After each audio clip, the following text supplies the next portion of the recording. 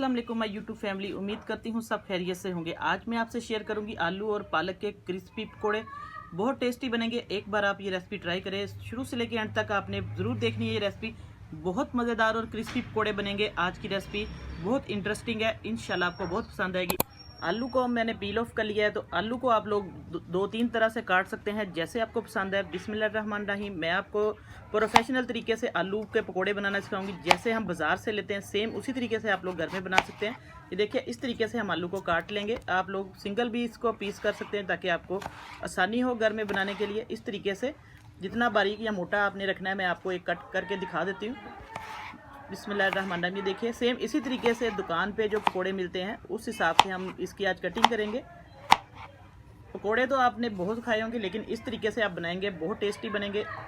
और अभी तक चैनल पर जितने मेरे बहन भाई नए आए हैं, जल्दी से चैनल को सब्सक्राइब करें और साथ बेल का बटन है वो लाजमी प्रेस करें। आलू मैंने काट लिए हैं। ये देखिए, इस तरीके से आलू की कटिंग हो चुकी है, तो इसको मैंने पानी में डिप कर दिया ताकि ये काले ना पड़े। और अब हम पालक की कटिंग करेंगे। पालक को मैंने अच्छे तरीके से इसकी डंडियां आगे से उतार ली हैं और अब इसकी हम कटिंग करेंगे। ये देखिए, बिस्मिल्लाहिर्रहमानिर्रहीम। इस तरीके से हम पालक को काटते जाएंगे। पालक की कटिंग कर ली है, तो अब पालक को हम अच्छे तरीके से एक छन्नी लेंगे। किसी आप लोग स्ट्रेनर में इसको अच्छे तरीके से धो लें ताकि इसकी जो मिट्टी है, डस्ट उतर जाए। अब मैं इसको वॉश करके फिर आपको पकोड़े बनाना सिखाती हूँ।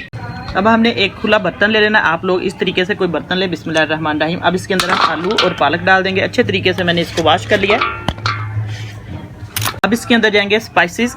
कुटी हुई मिर्च है, नमक है, साबुत धनिया कुटा हुआ, थोड़ी सी अजवाइन जाएगी, हल्दी जाएगी। ये सिंपल मसाले जाएंगे। आप लोग कम ज़्यादा कर सकते हैं। पकोड़ों की जान है अनारदाना। अनारदाने से पकोड़ों का टेस्ट बहुत दुबाला हो जाएगा। ये मैंने अच्छे तरीके से वॉश कर लिया। आपने भी इसको अच्छे तरीके से वॉश करके फिर डालना है। इसकी जो मिट्टी है वो सारी निकल जाएगी नीचे।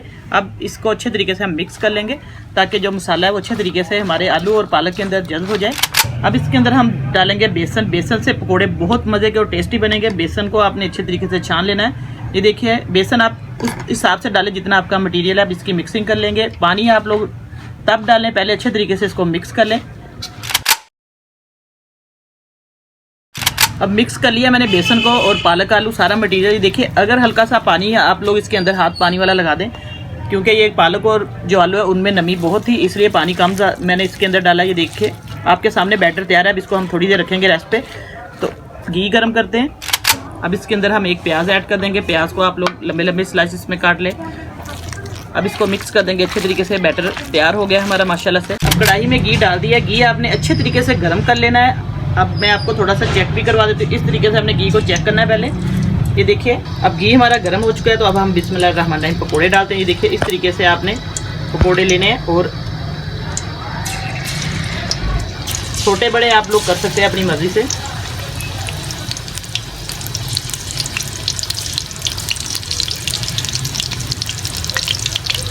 माशाल्लाह बहुत अच्छी खुशबू आ रही है पकोड़ों की। अब पकोड़ों को हम चेक करते हैं। फ़ौरन हमने इसको पलटना नहीं, तकरीबन 1-2 सेकंड के लिए इसको हम रखेंगे फ्राई होने के लिए, फिर आपने इसको पलटना है।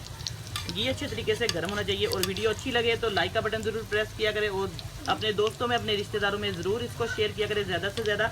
और जिन लोगों ने चैनल को पहले से सब्सक्राइब किया हुआ है उनका बहुत बहुत शुक्रिया। जितने मेरे बहन भाई हैं, तो अल्लाह पाक आपको जज़ा दे और खुशियाँ दे।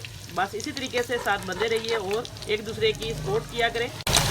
अब हम पकोड़ों को अच्छे तरीके से पलट देंगे। इस तरीके से आप लोग इसको ऊपर नीचे करें ताकि सारे अच्छे तरीके से फ्राई हो जाए।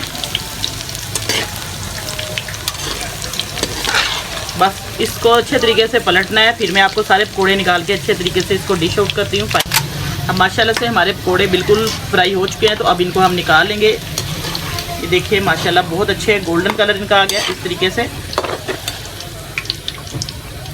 बहुत ही टेस्टी और क्रिस्पी पकोड़े नज़र आ रहे हैं और खाने में बहुत मज़े के लगेंगे। अब इसको हम निकाल लेंगे अच्छे तरीके से। माशाल्लाह से मैंने आपको बहुत ही मज़े के आलू और पालक के क्रिस्पी पकोड़े बनाना सिखाए। इंशाल्लाह आपको रेसिपी पसंद आई होगी। फीडबैक में ज़रूर बताया करें। नई रेसिपी लेके दोबारा हाजिर होंगी। इजाज़त चाहती हूँ। अल्लाह हाफिज़।